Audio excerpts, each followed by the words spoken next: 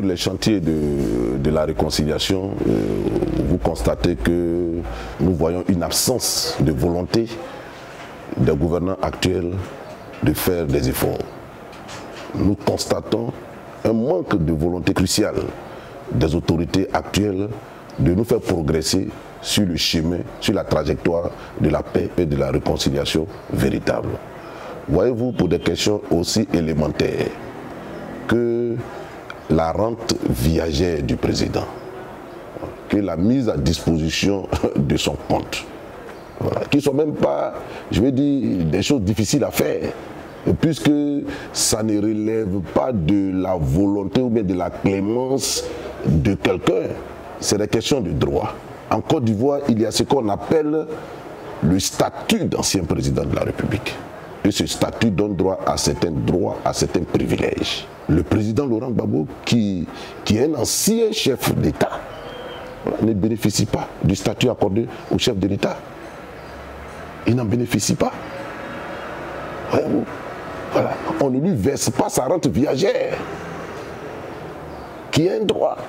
Or, les anciens présidents, quand lui il était encore en fonction, ont bénéficié de leur statut. Les anciens présidents de la République, les anciens présidents d'institutions ont bénéficié de leur rente viagère, de leur traitement dû à leur statut, qui ne dépend pas de la volonté du président Laurent Gbagbo. Mais c'est une loi. Elle est constitutionnelle et quel que soit le régime qui est là, il doit se soumettre. C'est ça qu'on appelle l'état de droit. C'est ça qu'on appelle l'état de droit. Tous les citoyens sont soumis à l'autorité de la loi, fût-il président de la République. Donc, au-delà de ça, même son propre compte, il est gelé.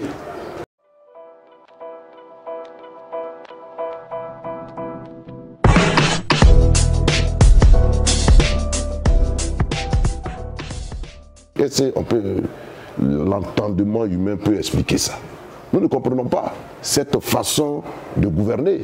Nous ne la comprenons pas du tout. Voilà. Et donc, je le dis, c'est vraiment dommage, mais toutes ces questions-là nous amènent à croire effectivement que le gouvernement ne veut pas de la paix, ne veut pas de la réconciliation.